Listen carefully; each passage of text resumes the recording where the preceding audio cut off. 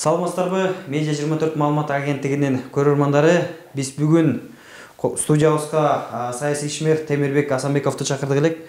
Темирбек агай, саламатсызбы? Кош келипсиз. Саламатсызбы. Бүгүнкү биздин боло турган маегибиз баягы эркин темада. Саясаттан алыс, баягы жүрөкмө жүрөк сүйлөйт деп коет го. Ошол тууралуу турган болдук. Эми алгач эле баштасак, Темирбек агай, кайсыл жактын кулунусуз? Кайсыл жылы жарык дүйнөгө келдиңиз эле? Ошол тууралуу айтып берсеңиз. Биринчиден өтө ыраазымын. Ушу саясаттан алыс, бир элдин калың катмарын сыяктуу мындай турмушка жакын маселе менен бир маек куруп атканмын. Анткени эми саясаттан баарыбыз тажадык окшойт. Өзүм жөнүндө кыска маалымат берип кетсем, мен ушу баягы кыргыздын эле нукура жашоосун басып өткөм, айылда төрөлгөм. Мал багып, кезүү кайтарып, биздин жана устукан жидик тарткан өзүнүн сыйырматты тарбиясын алып, негизи өзүм ушу Ысык-Көлдүн Ананьева айылында төрөлгөм. Бирок өзүнүн түпкү бир туугандар жашаган айыл Орто Өрктө деп коет. Бирок Ананьевада роддом болчу, баарыбыз ушул жерге келип төрөлчүбүз. Битиркем ушинтип жазылып калган. Анан кичинекейимде ошо айылдын тарбиясын алгандан кийин баарыбыз эми билимге умтулчубуз илгери. Билим алган адам узакты көрөт дегендей, өзүм бир чыгармачылык жакка кызыкчымын, кыялданып. Анан ушу апамдардын, ата-энемдин колдосу менен ушу музыкалык аспаптар окуу жайын бүтүп мектепти. Анан Бишкекке келип, баарыбыз эми Ошко, Бишкекке, Борборго умтулабыз да. Окуу жайлар ошол кезде күчтүү сапатта борбор түптөлүп калган. Өзүм Күрөңкеев атындагы муз училищенин фортепиано классын тапшырып өткөм. Ал жерден өзүмдүн баягы эңсеген максатым турмуш деңгээлинде аша баштады. Өзүм ушу аспапты үйрөнүп, бирок адамдын тагдырын турмуш шарты өзгөртөт экен. Биз 18 чыкканы аскердик кызматты өтүүгө милдеттүү, ошого жоопкерчилик өз карашы менен умтулчубуз. 18ге чыкканы өзүм ушу аскер кызматкерине болууга өзүм өтүнүп, ушу армияга кеткем. Анан армияга өткөндө ушу тагдырыма жараша өзүм ооган согушунун күбөсү болуп калдым. Ошол жерде 2 жыл кызмат кылдым. Андан кийин келсем, ушу атабыз каза болуп, турмуш шарттары оор болгондо жараша, баягы үйдөгү апаңа, эжелериңе көңүл буруш керек экен. Баягы турмуш маселеси оор болсо кайдагы чыгармачылык. Ошону эске алып, өзүм ушу айыл чарба тармагындагы мамлекетке ушу кесип көйдүн ээси болоюн деп, мурдатан бери ушу атам насаат айтып калчу, өзүм да шеңсеп жүрчүмүн. Орто Москва шаарында ушу агрардык билим алайын деп, ошого барып окуган тапшыргам. Тимирязев атындагы академияга. Анан ошол жерден билим алдым. Билим алып, кайра Кыргызстанга келсем, Советтер Союзу мамлекет тарап, мен эмес биякта иштеп аткан кесипкөйлөр жумуш жок калып, биринчи миграциянын потогу, ушу жаңы билим алган балдар, ушу биз өзүбүз үй бүлөнү багалы деген максат менен чет өлкөгө кайра чыгып кеткенбиз. Москва шаарына барып, өзүм ушу экономика тармагында билим алдым. Өзүм ошонун негизинде турмуш тармагын түптөдүм, үй бүлө курдум. Анан баягы курсак тоюп, турмуш маселеси чечилип жеңилдеген сайын айылына чөйрөгө көз караш менен мындай мекенчил сезим менен карасам, ушу кыйналып аткан бир туугандарымды, жердештеримди, бизден кийин келип аткан жаш муундарды, Оштон, Жалал Абадтан, Баткенден, Көлдөн баягы экономиканын жоктугунан кыйналып атканын көрүп, адам баласынын акылынан жашоосу түптөлөт дегендей, ушу биздин саясаттын негизинен ушу экономикалык маселелер чечилбей, ушу элдин кетип аткан агымын көрүп, анан өзүмдүн бир жарандык, бир улуттук милдетин аткарып коеюн деп 2010-жылы саясатка келип аралашып калдым. Ошол саясатта азыр мына бүгүнкүгө чейин эмгектенип келдим. Темирбек агай, жакшы сөз баштап калдыңыз. Негизи Советтер Союзуна чейин, мисалы азыр биз армияга служба кылсак 1 жыл да, сиздер 2 жыл служба кылдыңыздар, туурабы? Анан баягы өзүңүз айтып калгандай, ошол тарыхтагы ушу биз үчүн, биздин кошунадагы мамлекет, ошол учурдагы СССРге аябай мындай чоң тарыхы бар Афган согушу учурунда баягы кызмат өтөптүрсүз да. Эми тарыхка кайрылсак, бул Афган согушу 10 жыл болгон да. Сиз ошол кайсыл жылдары барып калдыңыз, жана ошол жактагы күндөн айтып берсеңиз. Эми бүгүнкү күндө азыркы жаштар согушту деги эле көргүзбөсүн, бирок кандай болот билбейт да. Ошол тууралуу айтып берсеңиз, ошол жактагы күндөр кандай өттү ошол?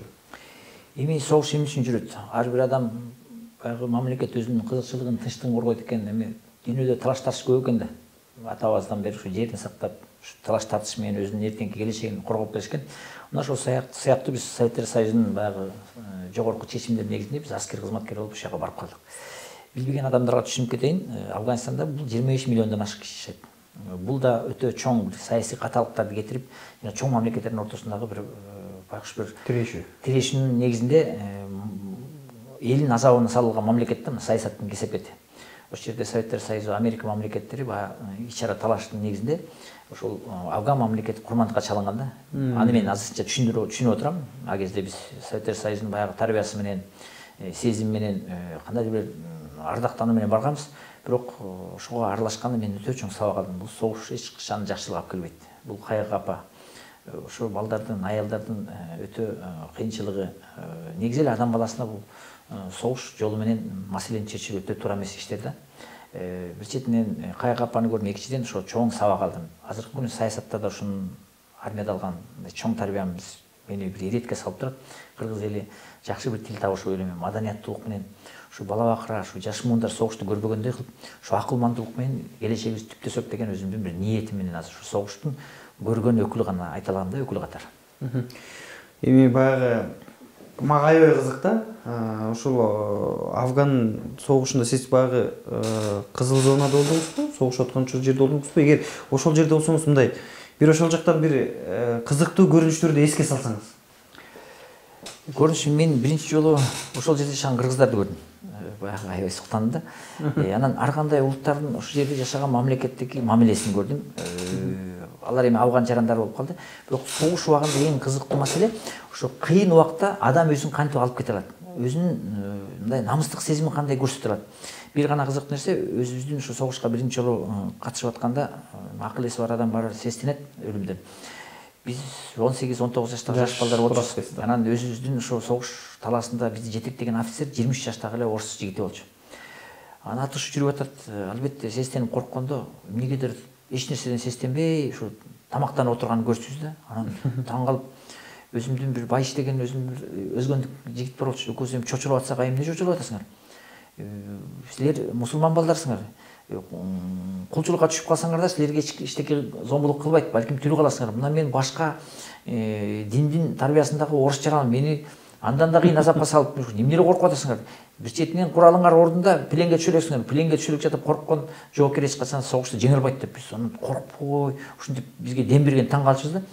Анан баягы тилешүү бүтүп, өзүбүздүн баягы казармага келген. Анан сурашым да ошол, эмне себептен сиз коркпойсуз десем, мени ушул мекенчилик сезимде курмандыкка чалынсаң да элиңдин батасын аласың, батырчылык сезимде ар дайым өзүңдүн башыңды бийик көтөрүп жүр деп мени ушул аскер училищесинде окуткан. Мен баатырмын деди да. Көрсө адамдын баатырлыгы ушу ички сезимде болот экен да. Аны угуп алып мен ошол кездеги айткан ушул окуяда азыркы турмуштун кандай кыйынчылыгы болсун, адамдын өзүнүн алдыга койгон максатын ишке ашуусу, чечим кабылсу өзүнүн тарбиясынан, өзүнүн ички мындай сезиминен болот экен. Мына ушул окуяны мен ар дайым эстейм. Канча кыйын күн болгондо да баягы келелек түйшүктөн чочулап, ошол чечимге барбай, корко берип бул адамды кандайдыр бир турмуш маселесин чечүүгө тоскоолдук кылат. Ушул окуя мен үчүн өтө чоң сабак болду. Ошол 23 жаштагы аскер жетекчим өзү жашай эле бала экен, бирок ошонун ички духу, руханий тарбиясы мына мен үчүн кандайдыр бир үлгүдө болуп калыптанып калды. Темирбай, баягы өмүр баяныңызды карап келсек, ошол армиядан кызмат өтөп келгенден кийин эле Москвага барып окууга жөнөптүрсүз да. Ошол армиядан келгенден кийин жогорку жайга окуу деген сизге кандай, ким түрткү болду, эмнеге түрткү болду жана сиз Москвага эмне себептен тапшырганы кеттиңиз? Биринчиден өзүмдүн раматтылык атам айтып калчу. Ошо чоң-чоң шаарларда билим борборлоруна барып, ошо өзүң тажрыйбаласаң, канчалык адам тажрыйбалуу билимдүү болсо, турмуш багытын алыс көрөт. Ошол адам турмушта да күчтүү болот деп айтчу. Экинчиден өзүмдүн жанагы аскер жетекчилердин арасында командир рота деп коет, 130га жакын адамды башкарган. Өзү байкуш каза болуп калды. Өзүмдүн ушу подполковник болгон офицерим, мен баягы өзү мектепте жакшы окуп, ушу кагазга, ушу карта чегинге жакын болчумун. Анан байкап отуруп, эми бул жетекчи деген көп нерсени эске алат да. Өзүң жөндөмдүү экенсиң, сиздин мамлекет өзү агрардык мамлекет. мекениңе кайсы каалаган убакта келе аласың, мекениң тозуп атат, бирок сен ошого керектүү тармакта билим алып барсаң, өзүңдүн улутуңа да жериңе да пайдасы көбүрөөк дейт. Азыр Афган согушуна катышкандан кийин мен кат жазайын, ушу Москвага барып ушу аграр тармакта билим албайсыңбы, өзүң турмуш жолуңду бекитип аласың деп. Негизи Москваны деле барыш биз үчүн сестенип турчубуз да. А кезде биз Кыргызстан деле аймагында өзүбүз айылда чоңойсок, мына ошол менин өзүм командирим түрткү болду. Ошо Афганистанда жүргөндө ал кат жазды, ошо университетке, академияга. Анан күткөн эмесмин, кадимкидей ошо ректордон, азыр жогорку окуу жайынын ректорлору кандай мамиле кылат билбейм, кадимкидей жөнөкөй солдаттын катына жооп келди. Урматтуу жоокер, сиз биздин тынччылыкты камсыздап, керт башыңызды согушта арнап жүрөсүз. Сөзсүз түрдө биздин академияга келсеңиз, кучагыбызды ачып тозуп алабыз деп кат келди ректордун колу менен. Мына ошол мага аябай чоң түрткү болду. Ошонун негизинде Москвага окуп, билим алууга даярдана баштадым. Ошо армияда жүргөндө. Эң жакшы, Темирбек агай, окууну бүткөндөн кийин 2010 жылга чейин сиз ошол Россияда эмгектенип келдиз да. Кайсыл тармакта эмгектенип келдиз жана ошол сыртта жүргөндө сизге мекенди сагынуу сезимдери болдубу? Ушул мекенге келип кантип кызмат кылсам деген сезимдер болдубу? Мен эми ошол сезимди азыр ачсам, бул сыртта жүргөн ушу миграция, эмгек мигранттарды жүргөн балдардын табигатын ачып бере алам да. Анткени мен өз башыман өтүп калды да. Биринчи ушу миграциянын сыртта жүргөн балдардын агымы биз болдук. Албетте, ар бир адам үй бүлөсүн, ата-энесин сагынат, бала бакырасын. Бул сезим өтө күчтүү болот. Кандай гана сырттан андан да күчтүү болот. Бирок ошолордун турмуштук муктаждыгы сени мындай кандайдыр бир күч кубат берет. Ошолорго алыста жүрсөм да, мекенди сагынсам да, ошолорго бир каражат жагынан турмуштук маселесин чечүүгө мындай түрткү болуп турсам, мен мындай бир кандайдыр бир туура иш багытта барам деп, канчалык иштин оорчулугу болсо да өзүңө кичине бир күч кубат пайда болот. Мына бир четинен үйдү сагынып болду, бирок үйдүн түшүгү, үйдөгү үй бүлөңдүн, бала бакыраңдын, ата-энеңдин турмуш талаптары эмнегедир демилге берип турат. Ошонун негизинде мен 10-жылга чейин талыкпай эмгектенип, биякта жүргөн тууган уруктарыма, өзүмдүн жакын адамдарыма, а кезде саясат эле түшүнбөйм, баягы үй бүлө деңгээлинде ушу жардам берип жүрүп, ошол күч кубаттын негизинде 2010 чейин чоң бир ийгиликтерге жетиштим. Ошол эле учурда, мына өзүңүз айтып атпайсызбы, баягы сыртта жүргөн мигрант аталып жүргөн мекендештердин тагдырын жакшыраак түшүнөм депчи. Бүгүнкү күндө ошол 2010 чейин айрымдарын угуп келем, 2010 чейин жана 2010дон кийинки азыркы күндөр менен миграцияны өзгөчө Россияда салыштырууга мүмкүн эмес дейт да. 2010 чейин кыргыздар барган, ошол жака мигрант болуп барган кыргыздар кандай кыйынчылыктарды көрдү? Мисалы, сиз ошолордун жанында жүргөн катары ичинен билесиз да. Ошол тууралуу кененирээк айтып берсеңиз. Биз барган убакта ошол сиз айткан 2010 чейин ар бир мамлекеттердин ортосунда өтө турмуштук кыйынчылыктар көп болчу, экономикалык. Советтер Союзу тарап кетти. Биз барган биз эле эмес, өзүнүн жарандарын багуу маселеси өтө оор болчу. Жумушсуздук өтө күчтүү болчу. Мына ошонун негизинде ар бир талаш тартышта, ар ким өзүнүн оокатынын маселесин чечүү тирешинде өзүнүн турмуш багытын негиздеп кетүү өтө оор болгон. Ал жерде адамдык кандайдыр бир маданият деңгээлинде да чыгып кетишет. Баягы айбандык сезимге чейин барган тирешүүлөр болгон. Өзүңөр билесиңер, жана бригада деген кинону көрүп жүрүштү. Мына башкы ушу агымында барган балдар өтө оор кыйынчылыктарды басып өттү. Көчөдө калган күндөрү болду. Бирок кыргыздын өзүнчө бир табигаттык мүнөзү бар экен, биз өтө намыскөй болобуз. Канчалык кыйналып атсак да ата-энебизге айтпайбыз. Ушу ата-энебиз ушу биздин кыйналып атканыбызды, көчөдө калганыбызды билсе, жүрөгү ооруп, кандайдыр кайгы капага батып кетпесин деп, канчалык кыйналсак да турмуш жакшы эле деп өзүбүздүн бир кыйынчылыкты жашырып, жабуу менен жүрчүбүз. Кийинки барган мигранттардын жеңилдиги эмнеден болду? Алар тааныш күтүү менен барып калышты. Алгачкы кадамдагылар баягы өзүнүн айылдаштарын тартып, жора жолдошторун тартып, барганга жараша баягы жумуш орундарын негиздеп кетүү шартында оңоюраак мындай кеңеш берүү менен таап атышты. Анан экинчи жагы бар, биз азыр миграцияга барып аткан мамлекеттер экономикалык жактан өнүгүп, булар жанагы жөнөкөй мындай карапайым жумуштарды, кара жумуштарды мындай кенен кесир берип калышты. Анткени бул интеллектуалдык жактан да өтүштү. Биз четинен бизге жакшы болду. Биз ошол кыйналып аткан жакта бир жогорку деңгээлге чыгууга жана чоң ишкананын жетекчиси болууга мүмкүнчүлүк болду. Бирок азыркы баргандар жеңил кара жумушту табышат, бирок жогорку деңгээлге өсүү мындай ошо коомду ошо орган мамлекетти түптөлүп кетүү тоскоолдугу көп. Ушундай айырмалар бар. Сиз ошол 2010-жылы Центр содействия, защиты и поддержка кыргызстанцев деген уюмду түзгөнсүз. Бул эмне себептен түзүп калдыңыз? Ушул уюм тууралуу кененирээк айтып берсеңиз. Бул турмуш талабынан жаралды да биз саясатка келелек деп. Бул 2008-жылдар эми биз адам баласы болгондон кийин бир бордошпуз да. Өзүбүздүн курсак деле тойгузуп жүрө бербей, четте жүргөн сырттан келген эжейлерди, өзүбүздүн карындаш инилерибизди көрчүбүз. Москвадан, Казакстандан баягы чочун жерде бар өз баласына тартат дегенде, ошо биздин жарандар чочун катары мамиле болуп, жанагындай мыйзам билбей кыйналып атканын көрүп, ошол жердин маданиятын билбей кыйналып атканын көрүп, биз кандайдыр бир намыстанчубуз. Анан бардыгын эми колуңан тамак берип бага албайсың да.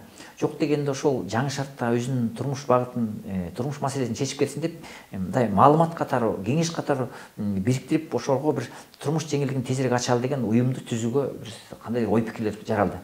Анан ошол демилгени өзүм көтөрдүм, көрсө бир да жолу кыргыздардын бири-бирине көмөк көрсөтүү уюму жок экен. Анткени жөн эле каражат берип койсо ал болбойт. Ал бирөөнө бересиң, бирөөсүнө бербейсиң, ал жетпейт. Бирөөнүн оокаты бирөөгө оокат болбойт. Бирок кеңеш, акыл берүү, туура багыт ачып берүү бул өтө маанилүү экен да адам баласы үчүн. Мына ошон үчүн биз ошондой ой менен кеңешип калдык. Анан аны да уюштурууга каражат керек экен, өзүңөр билесиңдей, мүмкүнчүлүк керек экен. Мен ошол демилгени көтөргөнү сыртта жүргөн балдар ачалы деп калышты. Анан мен өзүм ошо демилгени биринчи демилгечи катары өзүм ошо каражат менен Москва шаарында биринчи жолу ачып, азыркы күнү ошондой борборлор көп ачылды. Кийинчерээк баягы кыргыз көргөнүң кылат, орус ойлогонуң кылат болду. Анан биз Москва шаарынын мигранттарын баарын бириктирдик. Мен өзүм көп каражатым кетирдим. Эми суммасын айтпай эле коеюн.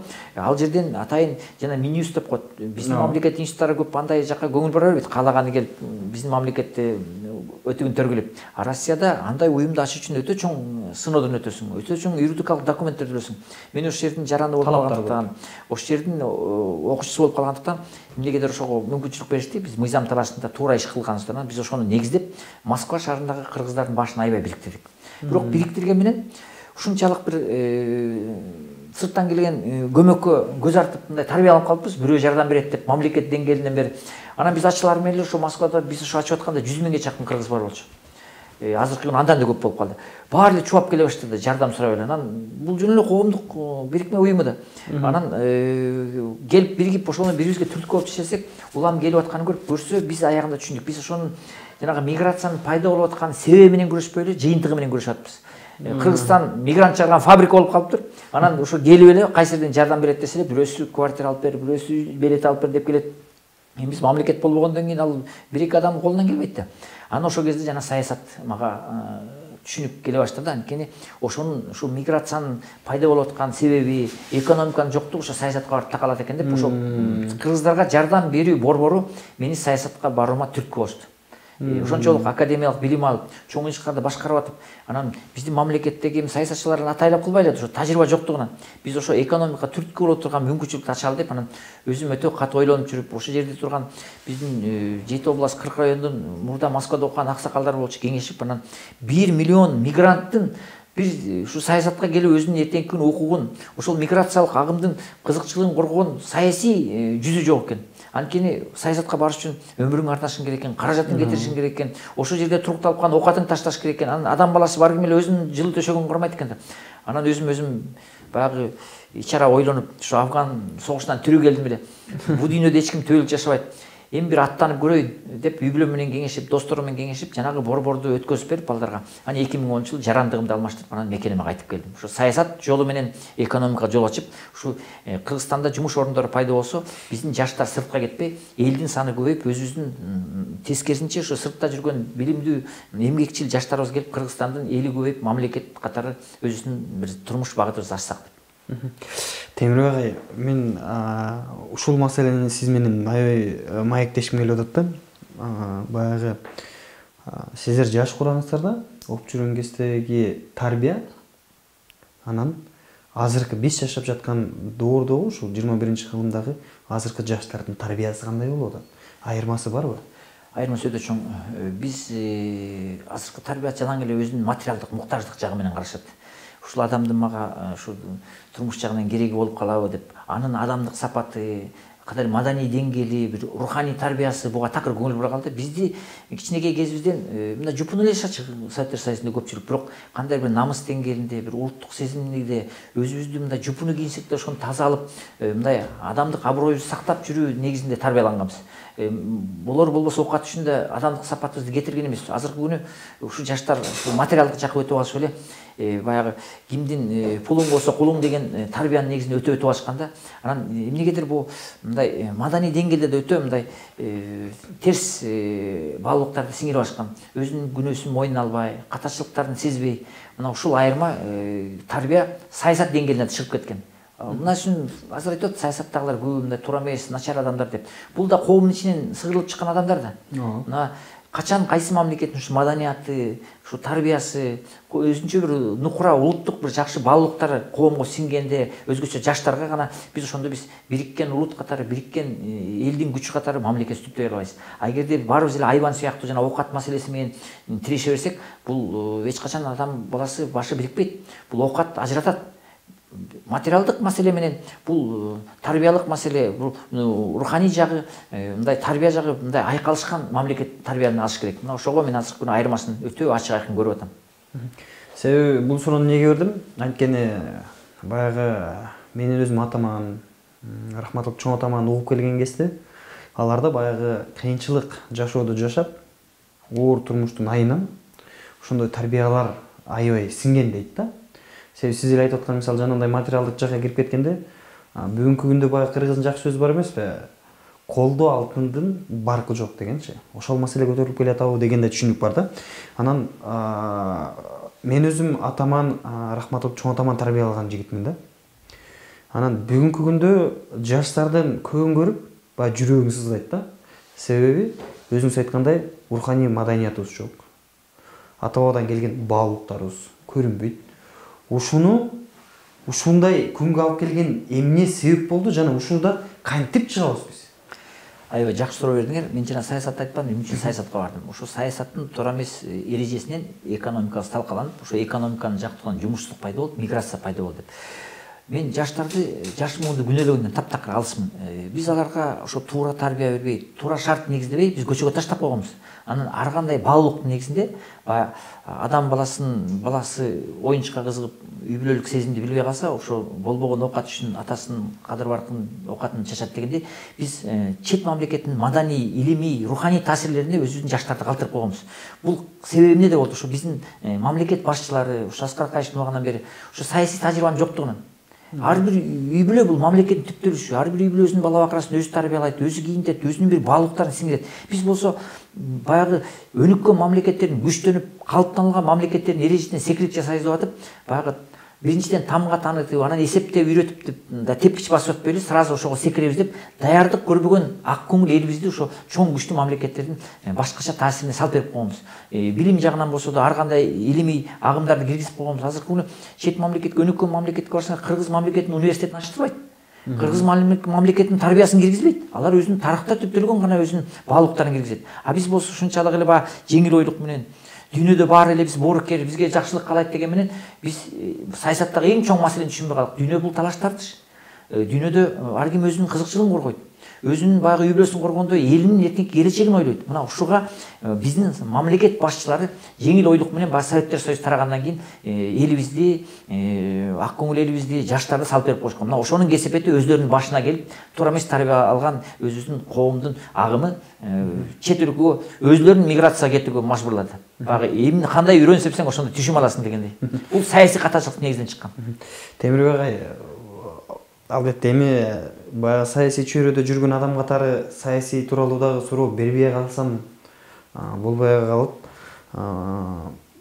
Эми биз менен чогуу эле биргеликте өнүккөн ар кайсы дүйнөдөгү ушул 200дөн ашык мамлекеттин арасынан баягы 0дон баштап 100гө чейин көтөрүлгөн мамлекеттер бар да. Мисалы ала турган болсок, Сингапур, ошол эле Малайзия, ошол эле мынакей Грузия кандай деңгээлдерге бүгүнкү күндө чыгып жетип отурат да. Бирок алар дагы бизге окшоп кыйынчылыктан басып өткөн да. Анан бүгүнкү биз мамлекетибиз күлдөп өнүккөндү кааласак, биз Кыргызстандын эли кандай кадамдарга барышыбыз керек? Баягы саясий көз караш менен айта турган болсок, биз кандай кадамга барышыбыз керек эми? Эң көйгөй элдин күтүп аткан маселе суроосу ушунда жаралат да. Анткени ар бир адам үмүт менен жашайт да. Албетте тиги мамлекеттердин жолун 100% мындай колдонууга мүмкүн эмес. Анткени табигый шарты ар кандай, элдин мүнөзү ар кандай. Бирок ошолордун жакшы жактарын бизге туура колдонсок, биз жанагы секирип жасап, өзүбүздүн жанагы турмуштук экономикалык кызыкчылыктарды коргой алабыз. дүйнөдө эл өзү бир кандай бир руханий же бир идеянын негизинде биригет, же бир лидердин негизинде, жетекчинин. Анан көпчүлүк жаштардан сураккан, бапылдап кыйкырып сүйлөсө эле лидер дейт. Лидер деген эмне десем айта алышпайт. Лидер деген бул жоопкерчилик деген түшүндүрөт. Ошол элдин астына чыгып аткан, сунуштап аткан, кандай бир элди эзип аткан адамдар бирчи эң негизгиси өзүлөрү жоопкерчилиги өтө жогорку деңгээлде болуш керек. Өзүлөрүнүн курмандык чыгылаганга чейин барыш керек. Анткени мына эненин жүрөгү бала үчүн ар дайым даяр дейт. Эч качан өзүнүн кызыкчылыгынан баланын кызыкчылыгын төмөн койбойт. Мына мамлекет башчылары, саясий жетекчилер жанагы сыртта дүйнөдө болуп аткан туура тепкичтерди, элди кантип тарбиялоону, кантип өзүнүн ички кубаттылыгын колдонуп кетип, илимий жагынан өтө күчтүү болуш керек. Сиз айткан мамлекеттин жетекчилери булар өтө руханий жактан да, билим жактан өтө күчтүү адамдар болгон. Мен Сингапур мамлекетинде жашап келгем. Сингапурда бул Ли Куан бул өзү Англияда окуган. Бул ошо Европа шаарында бүт дүйнөнү териккен Англия мамлекетинин билимин алып келип, бирок өзүнүн Сингапур мамлекетиндеги элинин турмуш деңгээлин, илим деңгээлдерин, тарбия деңгээлдерин кадимкидей салыштырмалуу сезе билген. Ошого өзү саясий эрк көрсөтүп, тууганчылыктан да алыс болуп, анан сразу ошол моментти басып өтүш кыйын да, ошол адаша элек, бузула элек жаш муундарды чет өлкөгө жиберип окутуп, аларга саясий кепилдик, мыйзам кепилдигин берип, жаңыдан ошол башкача баалуулукта тарбияланган адамдарды бийлик институттарына алып келген. Алар бийлик институттарынын таасири менен жанагы адашкан элге жашоо эрежесин катуу бекитип, булар кадимкидей турмушта сапаттуу деңгээлде мындай секирик жасашкан. Анан дүйнөдө болуп аткан жанагы экономикалык, социалдык айкалыштарды тез арада саясий күч менен киргизип, коом кадимкидей башка шартка ошол жетекчинин негизинде мажбур болууга, аткарууга милдет алышкан. Мына ошол эле алыс барбайын, салыштырмалуу Өзбекстан менен Казакстанды айтып калышат. Ушу союз тараганы бирдей баштаганбыз, эмнегедир ал мамлекеттер туруктуулугун негиздеп кетти. Анткени ал мамлекеттердин жетекчиси Ислам Каримов менен Нурсултан Абишев булар партшколду бүтүп, мурда чоң мамлекет жетекчилери катары элдин камын көрүү тажрыйбасын алышкан. Мамлекеттин эртеңки күнү келечеги кандай шартта түптөлөт, кандай коопсуздугу бекилет. Эгерде биз ошого туура көңүл бурсак, орто жолдо өзүнүн кызыкчылықты алдырабызды билип, булар кадимкидей ошо коом кызыкчылыгынын негизинде тез мыйзамдарды кабыл алып, саясий кудуретін ошо улуттук кызыкчылыкка жүктөшкөн. А биз болсо баягы ак көңүлдүк эле жанагындай туура эмес мыйзамдарды алып, өзүбүздүн жанагы соода кызыкчылыгыбызды берип, ички кубаттуулукту туура эмес бир кандай бир грант, бекер акчалар келсе эле бизге жардам берет деп атып, туура эмес мыйзамдарды өзүнүн улуттук кызыкчылыгына каршы алганбыз. Мен тарбия жагын айтпай эле койм. Мына ушуну биз илимий жактан сөзсүз түрдө өтө терең баа берип, саясатчылар ушуга мындай азыркы күнү көңүл бурса, кыргыз элинин азыр да бүгүнкү күнү ишеними зор. Ушунчалык биз кубаттуу, кыйынчылыкты бассак да бир үмүт менен жашайт экенбиз. Ошо жаштарды үмүттөнүп турат, ошого кирт башын сайып туруп гана канчалык оор болосун мурдагы адашкан саясий шартты, саясий тарбияны, анан илимий багытты бийлик институттарын шайлоо, иштөө эрежесин өзгөртүш керек. Мына ошондо гана биз өзүбүздүн жанагы ички кубаттуулукту бекитип, туруктуу эл арасындагы ар бир жарандын кызыкчылыгын коргой алабыз.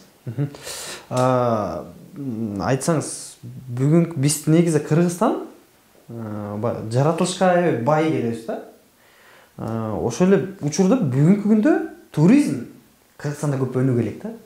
Анан сиз ошол сыртта жүргөн адам катары биз Кыргызстанга туризмди кандай алып киргизсек болот? Себеби мисалы турганда мынакей Араб Эмираттары, Дубай, булардын азыркы 70% мамлекет колгон киреше туризм аркылуу кирип атпайбы?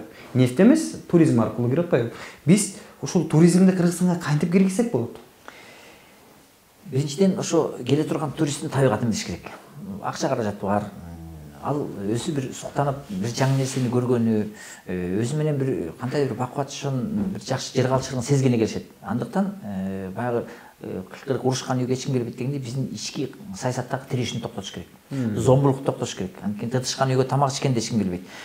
Экинчиден ошол келип аткан турист багытынын муктаждыгын билиш керек. Кандай жактан маданият көргүсү келет, кандай тамак аш, ден соолук жагы кандай, бул жол картасы деп коет. Биздин ошолорго сунуштай турган өзгөчө ошо Араб өлкөсүнө же Түрк өлкөсүнө же Америка өлкөсүнө кандайдыр бир өзгөчөлүгүбүз бар.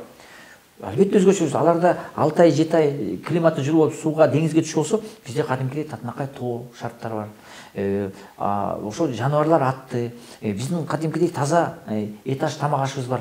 Бирок ошону көрсөтүш үчүн биз баардыгын мындай илимий катары, сунуш катары, карта катары иштеп чыгыш керек. Ошону туура көрсөтө алган жаш муундарды биз илимий жол менен жанагындай Турцияда, Америкада жүргөн балдардай ар кайсы тилди үйрөтүп, ошону мындай көрсөтмө кылып көрсөтө тургандай биз окуу жайларын ачышыбыз керек.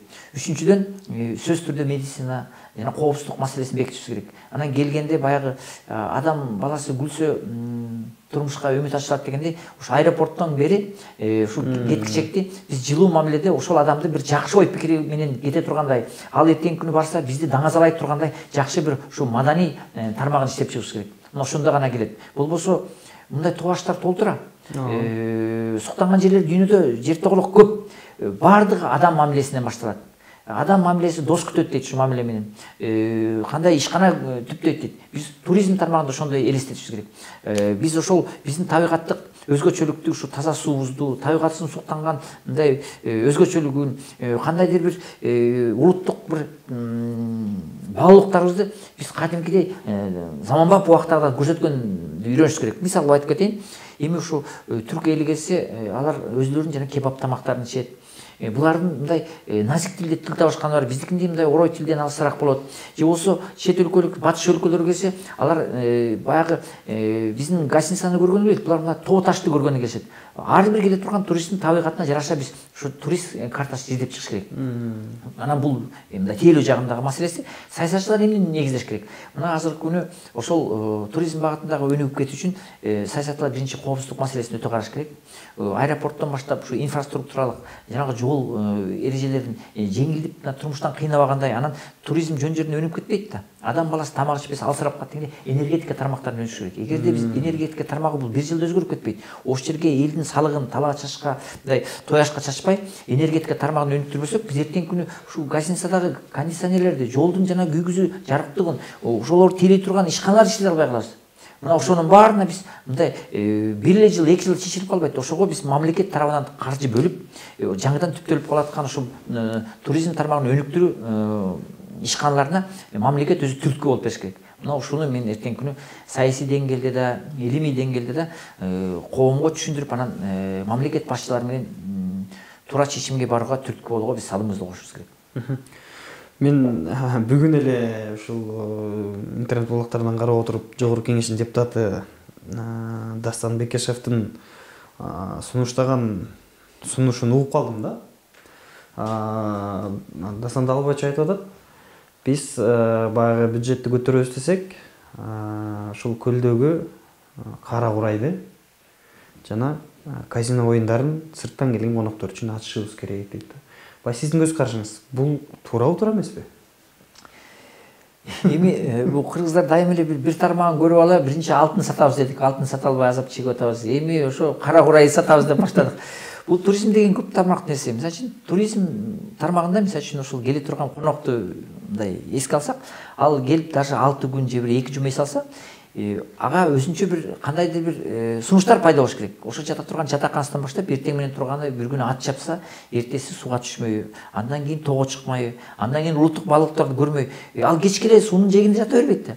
Анан бул туризмдин да көп багыттары бар. Дарылануу, лечебный жагы, спорт тармагы, өзүнчө бир кандайдыр бир мындай пляжный жагы, ушундай бир дүйнөдө өнүккөн илимий багыттарын алышыбыз керек. Анан такыр эле болбой калганда ошо казино жагы деп эми алып кошумча бир тармагы. Биз комплекстүү түрдө карашыбыз керек. Анда мен түшүнүктүү айтып кетейин, ушу биздин жаш жарандар көп угушу мүмкүн. Көп мамлекеттин ушундай туризм тармагында басып өткөн кичине бир тарыхына көңүл буруп койгон. Азыр Анталияга көп эс алышат. Бул Анталия мамлекетиндеги, то есть жээгиндеги, Измирдеги туризмдин башталышы түрк мамлекетинин башбаканы деп коет буларда. Мамлекет башчыларынын саясий чечимдеринен келип чыккан. Булар билген, ушу табигаттын мүмкүнчүлүгү бар, бирок түрк эли бир акыркы 30 жылдар эле 40 жылдар өнүктү. Элдери деле көп турист тейлегенди билбей, ушу маданиятын билбей, кадимкидей бир айыл чарба майда мучуру токот менен кыйналып жашашкан. Бирок алар Европа бай мамлекеттерине миграциялап барганда, ушу Европа Germany деп коет англисче, герман мамлекеттери, француздардын ушу Түркиянын табигатына кызыгарын билишип, анан алар келишим сунуштайт. Сиз ушу бай мамлекеттер силер каражат бөлүп бергиле. Биз деңиз боюн бошотуп берели. Силерде деңиз жок экен. Ошол жерге силер өзүңөрдүн заманбап имараттарыңарды, отелдерине салгыла. өзүңөрдүн туризм жагындагы жана Куршавелде болгон кесипкөйлөрдү силер камдап бергиле. Ошол камдап берсеңер, биз силерге жана инфраструктуралык аэропорт маселесине биз кадимкидей ушу каражатыңарды салып, ошолорду силерди үлүшкө алалы. Анан эртеңки күнү силердин туристтер үчүн силер талап кылган стандартта биз ошондой тейлөө ишканасын киргизели деп макулдашат. Бирок Түркиянын башбаканы аябай акылдуу болот. Силер сөзсүз түрдө жумуш ордунун түрк жарандарын аласыңар, түрк жарандарына мейман тейлөөнү үйрөтөсүңөр, түрк жарандарына ошол тамак аш тартууну. Бирок сөзсүз түрдө ошо жумушту биздин жарандарга көрсөңөр, тамак ашты да биздин агропродукциясын аласыңар. Түркиянын помидорун, бадыраңын, ошонун текстилдерин аласыңар деп кадимгидей келишимге келишет. Ошол келишимге келгенден кийин ушу Германиянын чоң банкирлери макул болуп, саясий кепилдиктен кийин жанагы айылдын жээгинде жашаган, суунун жээгиндеги жашаган айылдардын баарын тоого көчүрүп, бирок жаштарды жана билим алуу окуу жайларын ачышат. Ошол жапатыш өлкөлөрдүн акчасына жанагындай отелдер пайда болуп, окутуп, Түркия мамлекетинин бүгүнкү күнү туризм тармагында 12-18% чейин дүн продукциясын ушу туризмден алат. Туризм деген эмне? Бул туризм бул бирөө эс алып кетип, гостиницаны, мейманкананы толтуруп коймойсуз. Ал келгени ошол элдин тамак ашын колдонот, ошол элдин өндүрүш ишканаларын колдонот, ошо жанагы айтып аткан табигаттык ресурстарын колдонуп, келген каражаттарын таштап кетет. Бул экономикалык өтө чоң салым. Эң негизгиси ошол жергиликтүү элге жумуш менен камсыз кылып, бизге салык пайда болуу булагын ачат. Мына ушуларды биз илимий жактан мамлекет деңгээлинде өзүнчө бир программа катары иштеп чыгып, мына ошонун негизинде гана жанагы бизге келе турган туризм мамлекеттери менен саясий келишимдерди, экономикалык келишимдерди биз жогорку деңгээлде кол коюшубуз керек. Кепилдик беришибиз керек. Мына ошентип гана Түркия мамлекети бүгүнкү күнү өсө өнүккөн мамлекет. Керек болсо, кээ бирөө таң калып калат. Эмне үчүн Түркияга барыш үчүн билет арзан самолеттуку, а Москвага барыш оор деп. Анткени мамлекет башчылары Түркиянын самолетторунун билетин арзандатыш үчүн акча бөлүп берет. Анткени ошол жерге арзан билет деп учуп келген киши сөзсүз түрдө Түркиянын кийим кечесин алып кийет, ошол жердин бадыран помидорун жейт, гостиница мейманканасын толтуруп, башка жактан каражаттарын таштап кетет. Мына ошонун негизинде киреше бир тармактан түшпөйт да. Бирок ошол түшкөн кирешенин кандайдыр бөлүгү менен ошо авиакомпаниялардын чыгашаларын толуктап беришет. Ушундай тең салмактуулук менен экономикасын өнүктүрүп аткан мамлекеттердин тажрыйбасын биз азыр билим катары алышабыз керек. Анан баягы эле кыргыз өзү велосипед ойлоп таап эле, анан кандайгы бир өзүбүздүн баягы беш бармактын деңгээлинде эле жүрө берген болбойт. Бул беш бармак өзүбүздүн улуттук тамагыбыз. Бирок ошол тамактын да баалуулугун туура берип, ошого көндүрүү, мындай жакшы бир туризмге жага турган ушу тамак аш жагындагы маданиятыбызды көрсөтүбүз керек. Мына ушуну биз эртеңки күнү бир четинен үлгү катары, анан өзгөчөлүгүбүздү да кошуп, биз акылмандуулук менен туризм тармагын өнүктүрүш керек. Чоң рахмат. Соңку суроом болсун. Бүгүнкү күндөгү ушул жаштарга өзүңүздүн акыл насаатыңыз, өзүңүздүн баягы тарбияңызды айтсаңыз, бүгүнкү жаштар кандай жол менен кетиш керек? Ийгиликтин сыры кайсыл жакта? Жана кандай китептерди окуш керек баягы ийгиликке жетиш үчүн? Кеңешиңиз. Эң биринчиден жаштар өзүңөр сыйлаганды үйрөнүш керек. Адам өзүн өзү сыйлабаса эч ким сыйлабайт. Өзүн өзү сыйлаган адам өзүн алып жүргөндө үйрөнөт. Өзү билим алганды. Эгерде ар дайым азыр билим алып турасыңар, маалымат булагынан артта каласыңар. Адамдын эң чоң кубаттуулугу, күчү бул акыл эсинде болот. Азыркы күнү акыл менен жеңип калды. Эгер акыл эс, тажрыйба болбосо, ушу тапкан мээнетиңерден да айрылып калышыңар мүмкүн. Биринчи насаатым өзүн адамгерчилик жактан да, мыйзам жагынан да, маданият жактан да өтө жогору баалап жүрүү. Маданияттуу адам өзүн чектейт. Баягы ажылдап, өзүнүн бир кандай текеберчилигин көрсөткөн адам бул күчтүү адам деп эсептебейт. Өзүн көзөмөлдөй алган, өзүнүн туруктуулугун бекемдей алган, маданият үлгүсүн көрсөтө алган адам гана күчтүү болот. Ушу жаштарга айтып элем, биз кыргыз өкүлү болгондон кийин кайда болсо да башыбызды бийик көтөрүп, ушу билим булагына умтулуп, анан кыргыздын улуттук бир баалуулуктарын көрсөтүп, маданий деңгээлде биз даражалай турган билим жагына мүмкүнчүлүк алсак, анан дагы бир өтө маанилүү азыр заманбап убакыт. Азыркы күнү эмне үчүн жетишкен адамдар өтө акылдуу болот. Алар тынымсыз ар кайсы жактан маалымат алып турушат. Бул окуу, билим жагы. Мына ушуга көңүл буруш керек. Анан эң эле ушу билим алып атканда өзүңөрдүн ошол турмуш талабында муктаж болуп аткан тармагына көбүрөөк басым жасагыла, экономиканы окуган бала экономикага, мындай кандайдыр бир маданият жагындагы адам маданият жагында, чыгармачыл адам чыгармачыл. Кандай гана адам өзүнүн кесипкейин өзгөчө өздөштүрсө, ошол өзүнүн үзүрүн көрөт. Анан ар кайсы кесиптин башын чукулап, чаламолдо дин бузат болуп чуркай берсек, убактыңарды текке кетирип, өзүңөр да кыйналып каласыңар. Бирок аракет кылса берекет дейт. Эң негизги өзүңөрдүн сүйүктүү кесибиңерди өздөштүрүп, ошол жагында терең милдет алсаңар, билим алсаңар, өзүнүн кесибин, табигаттык кесибин тапкан адам бактылуу болот. Чоң рахмат, агай, жакшы кеңеш болду. Экинчиден биздин студияга келип бериңизге чоң рахмат. Баягы көздөгөн максатыңызга жетип, ушул жаш муундарга өзүңүздүн тарбияңызды берип жүргөн биздин агайларыбыздын бири болуңуз. Чоң рахмат, урматтуу телекөрүүчүлөр. Бүгүнкү биздин студиябыздын коногу саясий ишмер Темирбек Асанбеков болду. Эмки эфирибизден жолугушканча саламатта болуңуздар.